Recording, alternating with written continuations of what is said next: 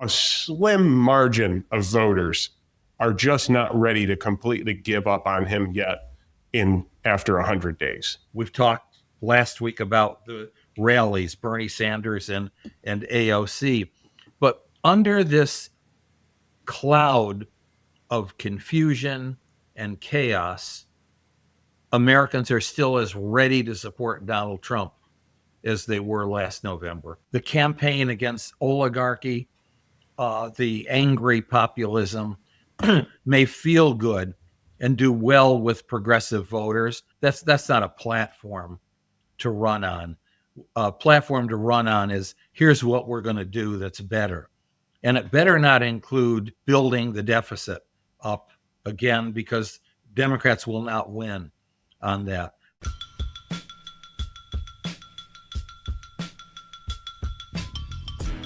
Hi, it's Friday, and that means another edition of our podcast, Real Polling in Real Time with Zogby. And here we are. I'm John Zogby, and there's Jeremy Zogby. Hey, how you doing? I'm all right. I am okay. So what we're going to talk about today has a lot more to do with why than what. And so essentially, and I'll let you get into the numbers to whatever degree you wish to, but I mean, conceptually, we do have significantly more people who expect the stock market to be worse under President Trump and expect their personal finances to be worse under President Trump. And yet, when President Trump is matched against big name Democrats, from across the spectrum of Democrats, it's still tied. It's still very close. And in fact, in several instances, Trump leads. And so that's the question, why? And I can speculate, but I just want your thoughts first, and then I'll carry on with speculation. I'd rather hear your speculation. Okay. Well, things are not good.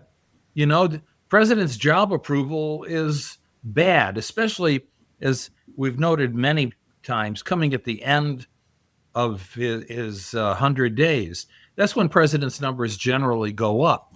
That's when they get a lot of things done, although in the normal fashion, they get a lot of things done passing legislation with the support of a majority not only of Congress, but support of the American people.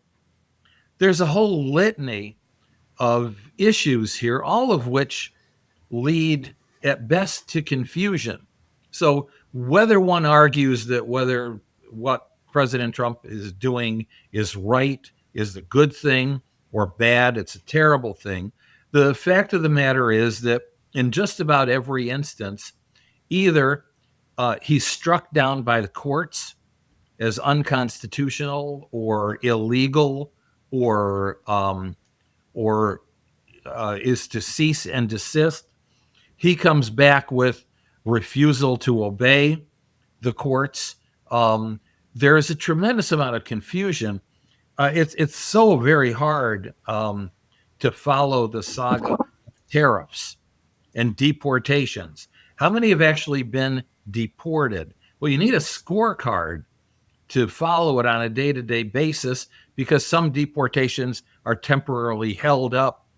As far as tariffs are concerned, draconian, then not so bad, then bad, then China, 25% to another 25% to 145% to not so bad. What we do know are the numbers that we have, which is people are confused. And it's near a majority, at least 50%, which is a substantial plurality of people who expect to be doing worse, and the stock market to be doing worse. And essentially, I think what there is angst, confusion. Folks, the 74% who now live in, this is not a Trumpian thing, this is just the way it is, living from paycheck to paycheck. However, they don't know what's coming next. President is asking them to sacrifice from Mar-a-Lago. That's a tough thing to do when people are living paycheck to paycheck, is to listen to somebody who brags about how well he's doing. And yet, with all of this confusion, there's no Democrat, well-known Democrat that we've tested who does better.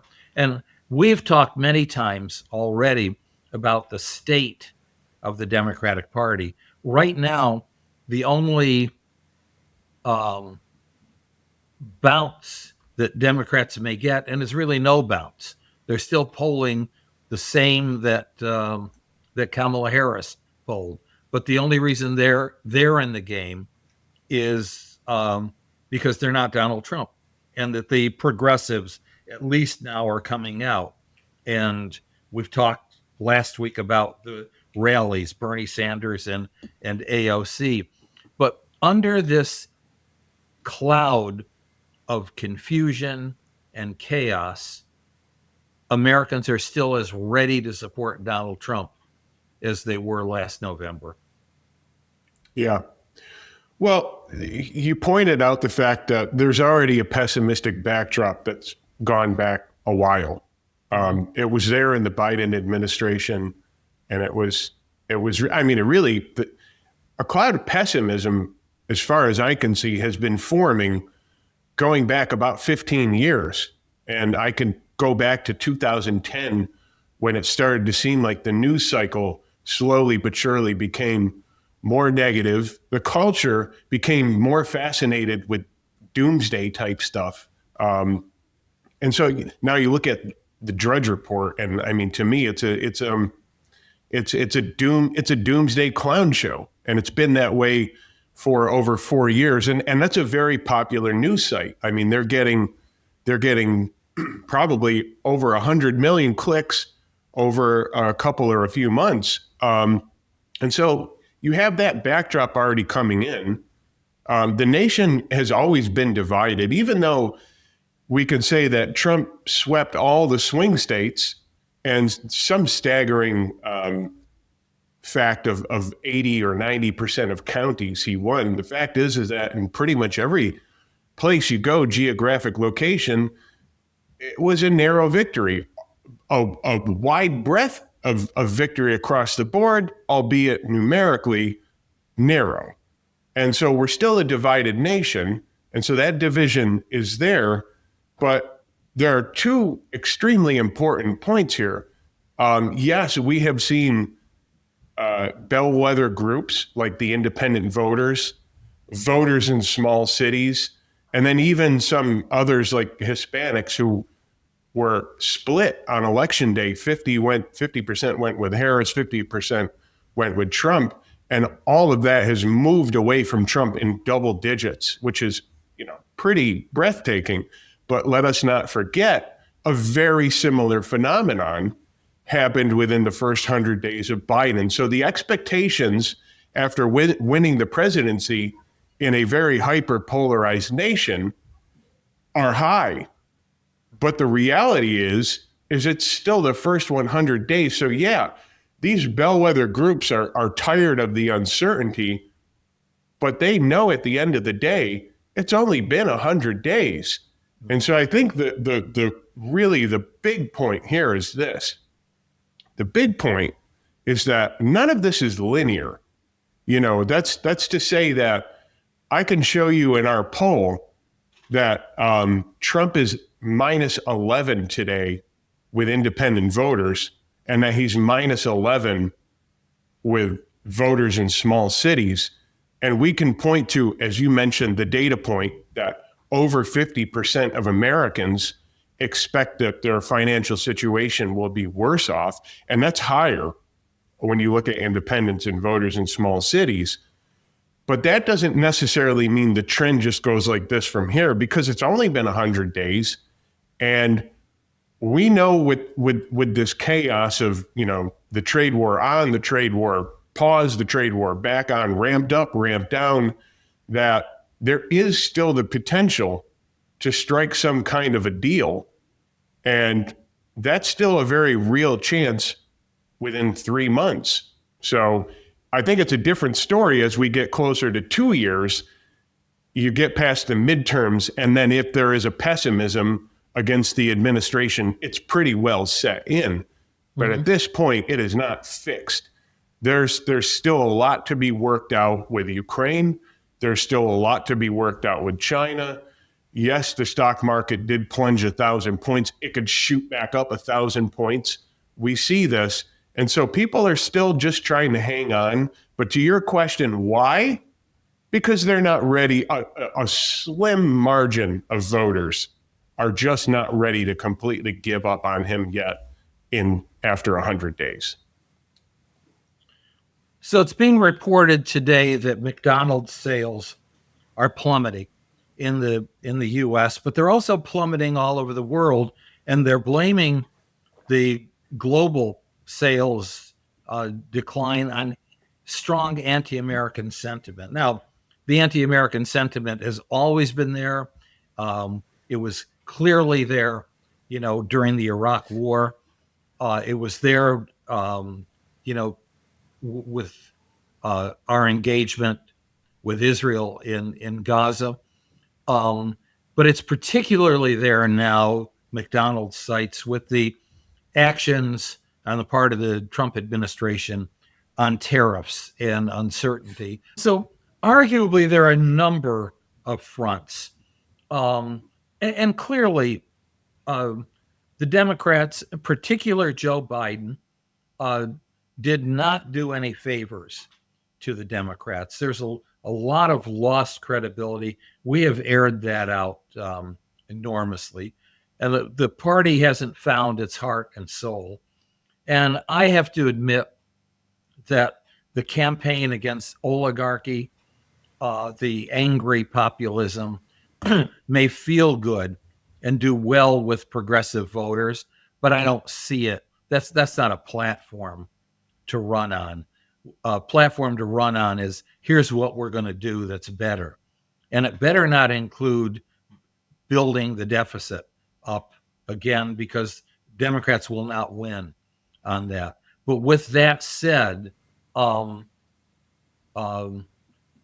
might even think that even more Americans than that 50% would think that the stock market would slide. A lot of that's the news cycle. A lot of that's the negativity that's raised, but we're just frozen in place. No matter which way you look at it, and we've tested Trump. If the election were held today, a presidential election, and he still leads most of the Democrats or is tied with some of the biggest names among Democrats. And I don't know if that's an anomaly. I think we're explaining why maybe it isn't an anomaly, but it just captures me as very strange. Well, you have to imagine that in the vast bureaucracy that is the American government, yes, promises are always made in leading up to November in an election cycle, and American voters never quite learn from that, right? Because we get burned every time, and we get all these promises dished out to us that this is going to happen on day one and that's going to happen on day one. And somewhere I think deep down inside, we know that it's not. Maybe we just like hearing it, and maybe we want to believe it.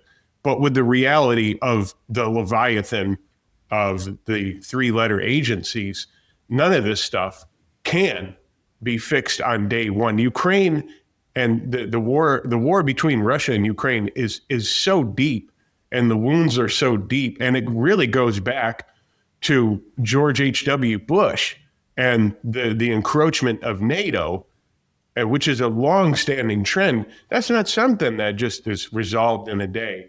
And, you look to the analogy of look at the movie, the Wolf of Wall Street, and the party scenes in that movie. And, really the sentiment is, this party is so awesome, we don't ever want it to end. Keep the dope and keep the alcohol and the booze, keep it rolling. But yet at some point, the party has to come to an end, right? And that's the analogy of the stock market. And I think Americans realize that at some point, there's going to have to be a correction, and that there's only so much the Federal Reserve can actually do to stave that off. But what Trump has to do, and I think he's got about 6 months to a year, is he has to come up with a big win. And I don't just mean like of the executive order type wins that he flurried, through with the stroke of a pen in the first 2 weeks. I mean something of great substance. And I'm estimating he's got about 6 months to a year to do that. And if he does, it could have the power to swing things back in his favor. Okay, I'm going to disagree, but we're jumping off a cliff here because it's very hard to predict. I certainly can't predict what will happen in 6 months, but I'm doubtful. I'm doubtful simply because I think the die is cast already. He has created his image and his situation by himself. He's more and more isolated. His administration is teetering right now. His approval ratings are very low. His greatest success so far is immigration, and yet his numbers of approval on immigration are down from where they had been. And I think when we correctly note how distrustful the American people are, that's Donald Trump now. It was Joe Biden, but Donald Trump owns this chaos. And I think it's hard for me to see how he wins back trust. But I don't know, and that's probably a good place for me to end. So you think it's so bad that even if there's a hypothetical situation that voters believe their lives are improved because of some kind of policy or because some kind of something that he enacts, whether it's legislation or whatever kind of deal, that if their lives were measurably improved, that they'd still go against him? And I'm talking they, meaning the majority of the electorate? I guess I'm doubtful, actually, that kind of scenario can even happen at this stage, at this pace, and with this mentality. Yeah, and I'm not predicting, right? Because I think I just want to make clear that I'm saying if he can. But I understand where your skepticism is coming from, and I think we've aired it out. Okay. Well, despite all this, have a good week. Yeah, you too. Spring is coming. Yeah, spring is coming, and I hope you're doing better next week than you're doing today. I will. Okay. Me too. Take care. Bye-bye. Take care.